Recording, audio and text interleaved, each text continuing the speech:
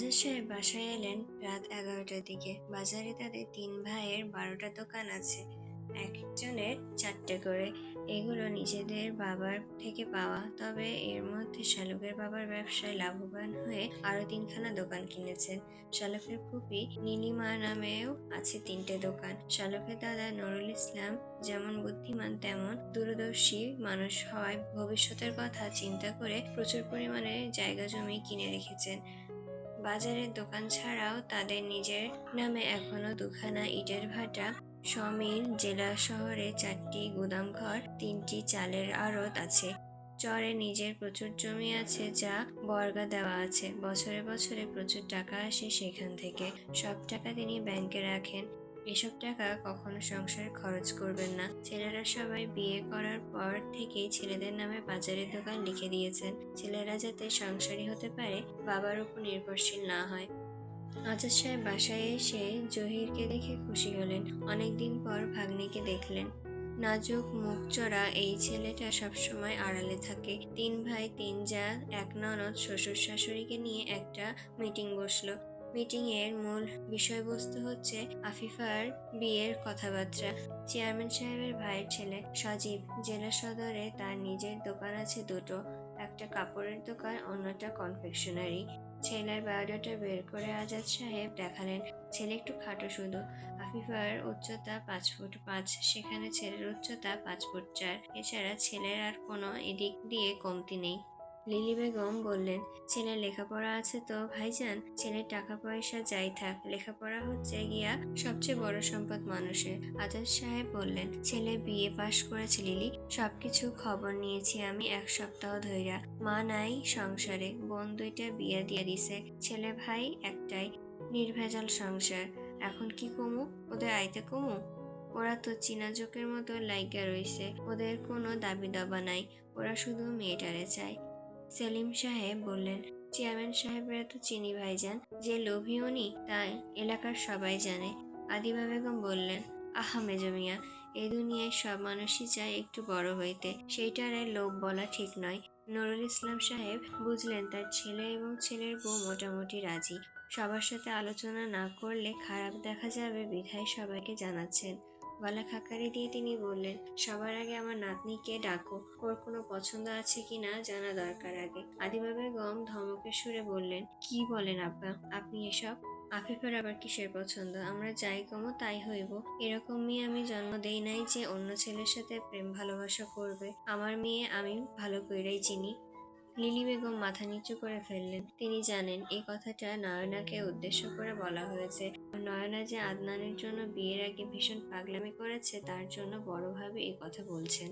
আজাদ সাহেব বললেন, আমি তাহলে ওনাদের বলি আগামীকাল দুপুরে আসার জন্য। নুরুল ইসলাম সাহেব কিছুক্ষণ ভেবে বললেন, আরো একবার ভেবে দেখে সিদ্ধান্ত নাও, আর একটু খোঁজ নাও। এখনকার যুগ এটা, আর কিছু বলবো না। এরপরও যদি তোমরা মনে করো তুমগোর কোনো সমস্যা নাই, তাইলে আল্লাহর উপর ভরসা কইরা ওদের আসতে বলো। আদিবা বেগম মুখ হাসি হাসি হয়ে গেল। এই প্রস্তাবটা তার ভীষণ মনে ধরেছে। সেই শুরু থেকেই তিনি চেয়েছেন এখানে মেয়ের বিয়ে দিতে। চেয়ারম্যান সাহেবের আত্মীয় হবে, এটা কি চারটেখানি কথা? সবাই ঘুমাতে চলে গেল। বিছানায় শুয়ে নীলিমা বেগম মেয়ের হাত ধরে বললেন, এমন কাজ করলি রে মা, এখনো খোঁটা শুনতে হয়। নয়না জেগেই ছিল, মেয়েকে খাওয়াচ্ছে। মায়ের কথা শুনে মুখটা মলিন হয়ে গেল তার। বাইরে বৃষ্টি শুরু হয়েছে। নয়না মনে হলো তার চোখের জল বৃষ্টি হয়ে ঝরে পড়ছে বাইরে। নিজের চোখ মুছে নয়না বলল, দোষ কি আমার একারই ছিল মা? লিলি জবাব দিলেন না। নাতনির মাথায় হাত বুলিয়ে বোলাতে বললেন, পুরুষ মানুষের দোষ কেউই দেখে না, এই সমাজ এরকমই। পুরুষের বেলায় যেটা পাগলের মতন ভালোবাসা নারীর করলে সেটা হয় অসভ্যতা। নয়না মেয়েকে বুকে জড়িয়ে বলল, আমি ওসব ভুলে গিয়েছি মা। নিধির বাবা ভীষণ ভালো মানুষ।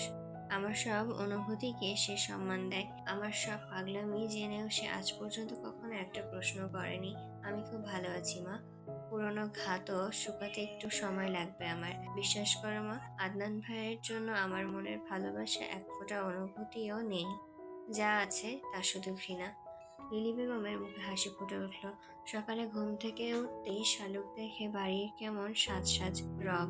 শালুকের মন আনন্দে নেচে উঠল। মন বলছে আজ বাড়িতে একটা কিছু হতে চলেছে, তাহলে আজকে আর স্কুলে যেতে হবে না।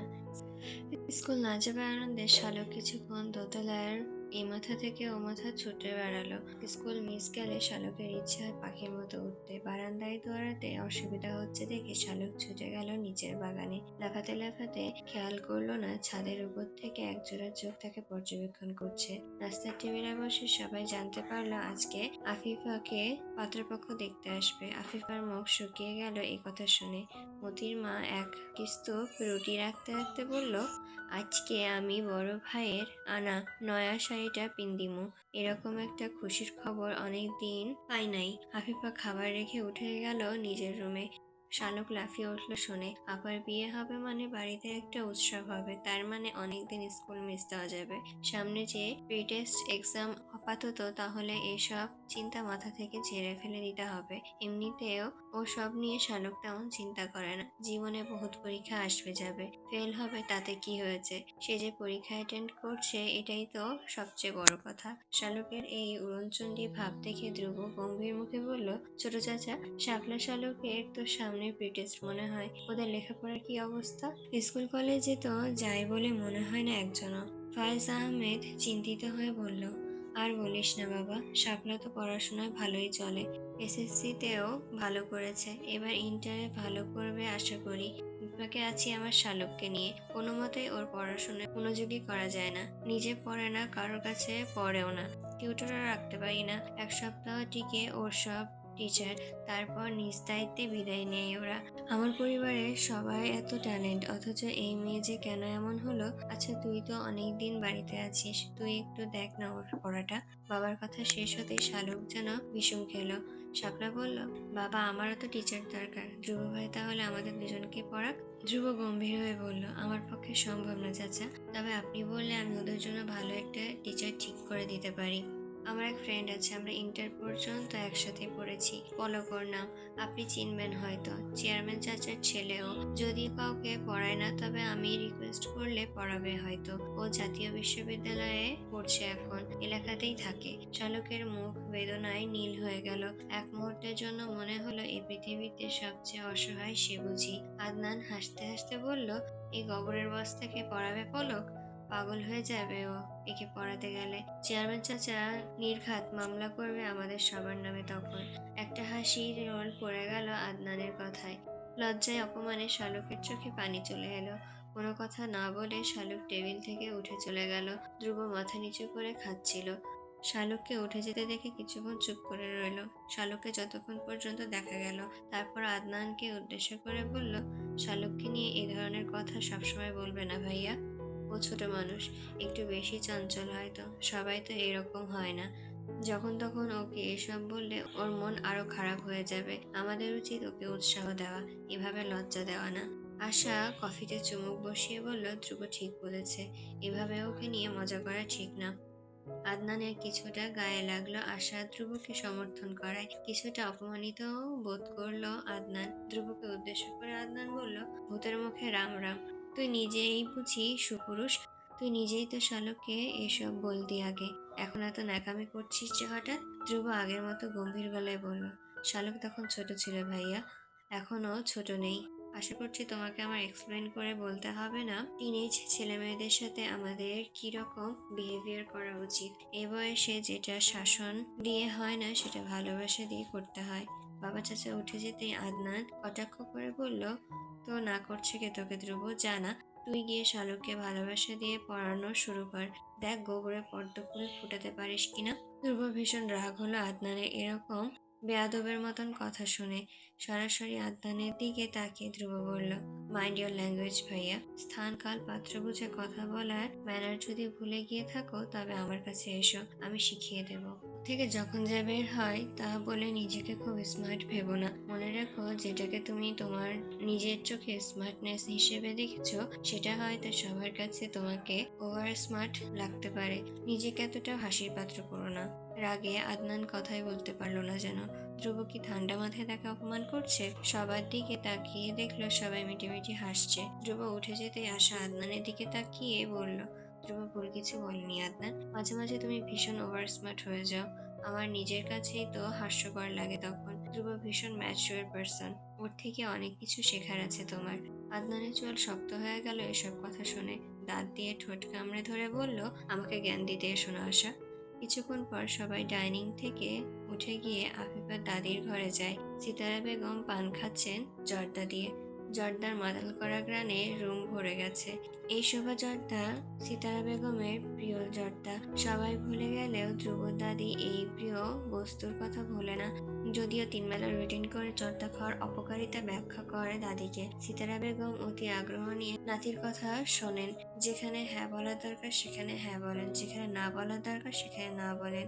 নাতির সব কথায় সায় দিয়ে শেষে হেসে বলে, দে ভাই, আজকে আয় একটু খামু, বাঁচমু আর কতদিন। মনের খাইশ না মিটাইয়া মরতে চাই না। আফিফাকে দেখে সিতারা বেগম হেসে বলল, বিয়ার কন্যা আমার ঘরে যে হঠাৎ? কি লো বোন, কি খবর? ডর লাগতাছে বুঝি? ডরের কিছু নাই বোন। আফিফা চেয়ারে বসে দাদির দিকে তাকিয়ে বলল, এই বিয়ে আমি করতে চাই না দাদি, আমি অন্য একজনকে পছন্দ করি। সিতারা বেগম আটকে উঠলেন নাতনির কথা শুনে। ভয়ার্থ সুরে বললেন, কারে? আফিফা মাথা নিচু করে বলল, জহির ভাইকে। যদিও উনি জানেন না সেটা, আমি এখনো ওনাকে বলতে পারিনি। তবে আমি ওনাকে ছাড়া অন্য কাউকে বিয়ে করতে চাই না দাদি। সিতারা বেগমের মাথায় বিনা মেঘে বজ্রপাত হলো। নয়নার বিয়ের সময় এরকম একটা ঘটনা ঘটেছে। চোখের সামনে সেসব ভেসে উঠল। আদনানের জন্য নয়না ব্যাকুল হয়ে কেঁদেছিল।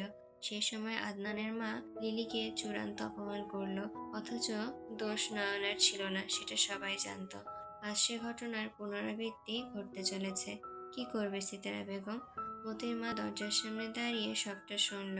তারপর মুহূর্তের মধ্যে বাড়ির সবাই জেনে গেল আফিফা জহিরকে পছন্দ করে। সবার হাসি খুশি মুখটা কালো হয়ে গেল। তলে তলে এই মেয়ে এসব ভেবে রেখেছে জানতে পেরে আদিবা বেগমের প্রেশার হাই হয়ে গেল। তিনি কিনা রাতেই এই মেয়েকে নিয়ে এত বড় বড় কথা বলেছেন। আদনান তেড়ে গেল আফিফার দিকে। ধ্রুব তাকে থামাতেই আদনানের রাগ আরো বেড়ে গেল। ধ্রুবর কলার চেপে ধরে বলল, আফিফা আমার বোন, তুই মাঝখানে বাধা দেওয়ার কে ধ্রুব? আদনানের হাত থেকে নিজের শার্টের কলার সরিয়ে ধ্রুব বলল, আফিফা তোমার যেমন বোন তেমন আমারও। ওর ভালো মন্দ তোমাকে যেমন স্পর্শ করে তেমনই আমাকেও করে। এভাবে রেগে গেলে সব সমাধান হবে না। সবকিছুতে রাগ হয়ে গেলে এক সময় দেখবে তোমার পাশে আর কেউই নেই। আজাদ সাহেব জহিরকে ডেকে জিজ্ঞাসা করতে জহির মাথা নিচু করে বলল, আফিফার সাথে আমার এরকম কোনো সম্পর্ক নেই মামা। আমি এসব নিয়ে কখনো কিছু ভাবিনি। ও যদি এসব ভেবে থাকে তবে সেটা ওর একপাক্ষিক ব্যাপার। তবে আমি এরকম কোনো ব্যাপার ঘটুক তা চাই না। দরকার হলে আমি আজকের ট্রেনেই চলে যাব। আপনারা আফিফাকে বোঝানোর চেষ্টা করেন। সবকিছু শুনে নয়নার বেশ ভালো লাগলো। বড় মামির পাশে বসে নয়না ফিসফিস করে বলল, মামি, এবার বুঝেছো তো কেমন লাগে? মেয়ের কষ্ট একদিকে দেখবে আর জ্বলবে, আমার মায়ের কষ্ট এবার বুঝবে। আমাকে নিয়ে সবসময় খোঁচা দিয়ে কথা বলো যে আমার মাকে, এবার নিশ্চয়ই টের পাচ্ছ মায়েদের কেমন লাগে।